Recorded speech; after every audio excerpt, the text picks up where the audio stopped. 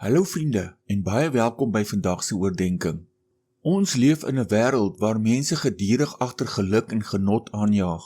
Dit voel soms asof die samelewing ons dwing om net te doen wat lekker is vir onsself, ongeag die gevolge daarvan.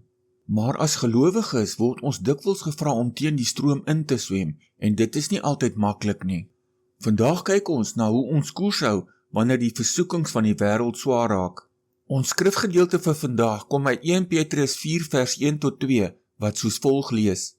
Aangesien Christus dan liggaamlik gelei het, moet julle ook troos met dieselfde gesindheid as hy. Wie liggaamlik gelei het, het klaar afgereken met die sonde, sodat hy die res van sy aardse lewe nie meer volgens die menslike begeertes leef nie, maar volgens die wil van God. Wanneer ons hierdie brief histories ondersoek, sien ons dat Petrus hier skryf aan vroeë Christene wat verspreid gewoon het in Klein-Asië, wat vandag se Turkye is. Hierdie gelowiges het die heidense leefstyl van die Romeinse ryk agtergelaat toe hulle wedergebore geraak het. Omdat hulle opgehou het om saam met hul bure te partytjie en afgode te aanbid, is hulle sleg gesê, uitgesluit en vervolg.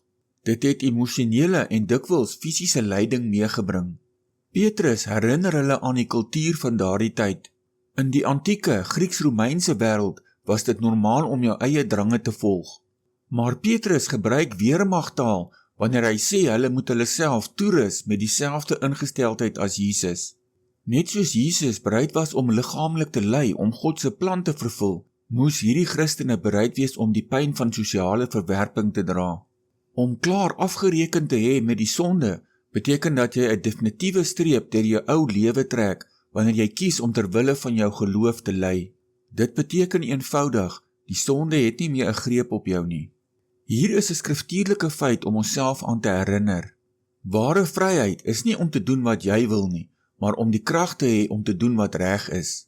Die geskiedenis wys dat die vroeë kerk juis gegroei het omdat Christene anders geleef het. Hulle het nie meegeloop met die morele verval van hul tyd nie. In Romeine 12 vers 2 staan daar: Julle moet julle nie aan hierdie sondige wêreld gelykstel nie, maar laat God julle verander deur julle denke te hernie.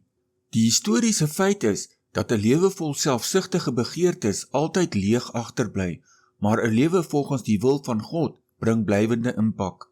Kom ons bid saam. Hemelse Vader, dankie vir u woord wat ons vandag nog rigting gee. Dit is soms moeilik om teen die stroom van die wêreld te swem. Help ons om ons gedagtes te bewapen met dieselfde gesindheid as Jesus. Gee ons die krag om nee te sê vir menslike begeertes wat ons wil weglei van u af en ja te sê vir u goeie wil. Versterk elkeen wat vandag alleen of verwerp voel as gevolg van hulle geloof. Ons vra dit in die naam van die Here Jesus Christus. Amen.